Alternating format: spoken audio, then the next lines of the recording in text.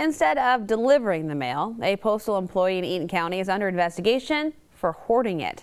Fox 47's Carla Byron has more details on this bizarre twist in a case of theft. A significant amount of stolen first-class and standard mail was found inside this home. 42-year-old Cheryl Everett, a U.S. Postal Service worker since 2015, is suspected of hoarding the mail from her Portland route as far back as July 2017.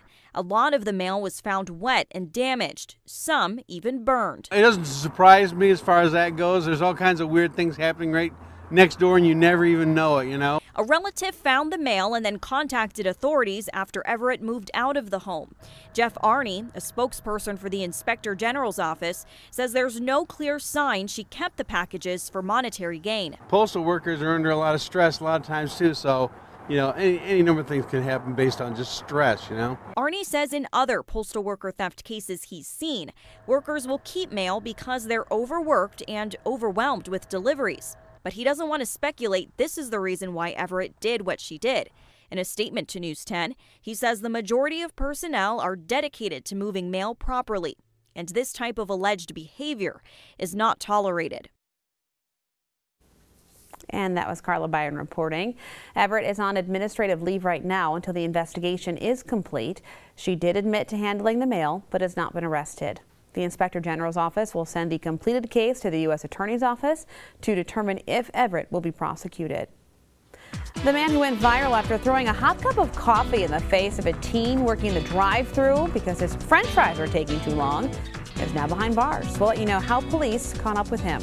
Plus, how horses help police track down a suspect on the run in Florida. But first, the president postpones the House Speaker's international trip one day after Nancy Pelosi suggested the White House postpone the State of the Union address.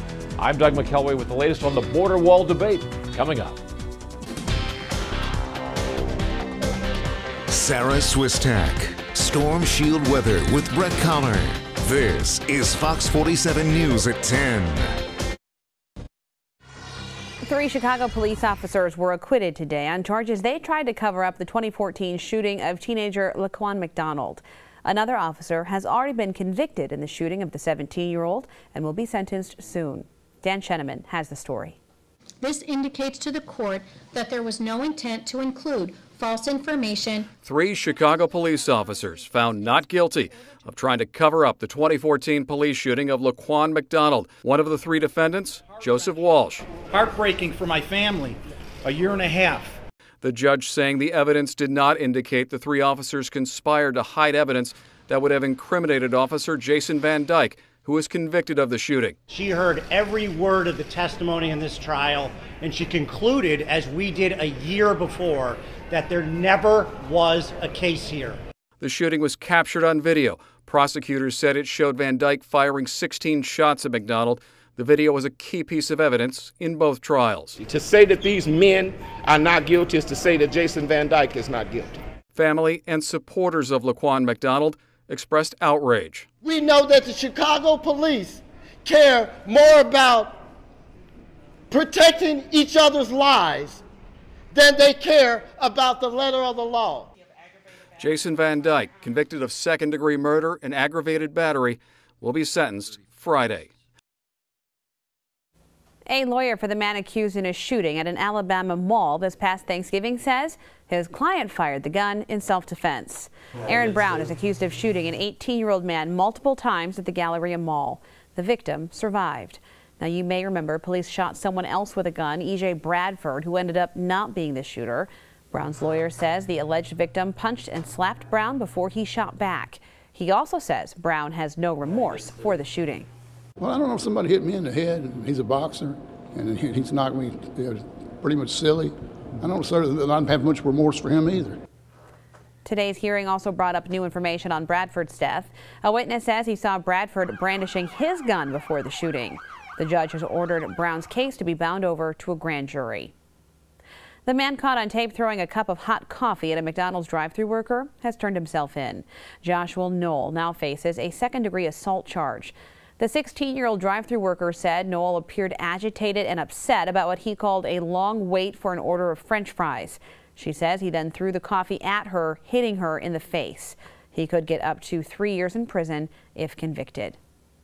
A Florida man running from the law is now in custody, and police say they have a few horses to thank for his capture. Take a look at this infrared video. You can see the suspect running into a pasture to get away from the cops when he gets chased by 3 horses. Police were able to catch up to him. On top of charges for fleeing and eluding, the man was also wanted for a suspended license and violating probation.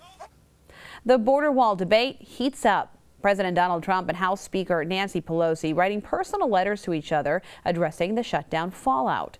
Fox News correspondent Doug McKelway is in Washington with the latest on the shutdown stalemate. President Trump and Nancy Pelosi going tit for tat. Their stalemate over a border wall escalating in high-profile personal letters. On White House letterhead, the president informing House Speaker Nancy Pelosi her 7-day trip to Brussels, Egypt, and Afghanistan is now postponed, saying, quote, in light of the 800,000 great American workers not receiving pay, I'm sure you would agree that postponing this public relations event is totally appropriate.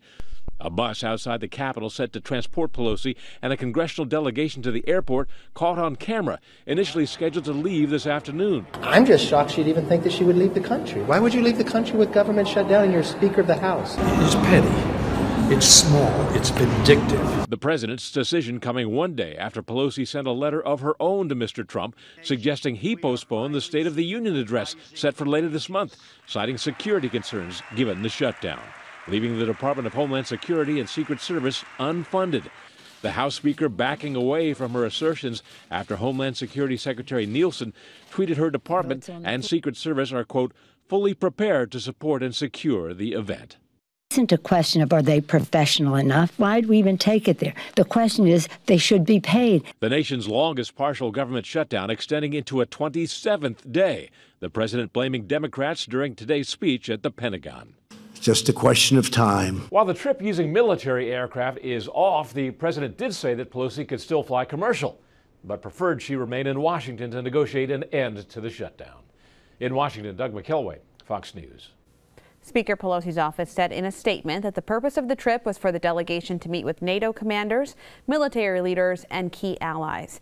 They added that President Trump already traveled to Iraq during the shutdown.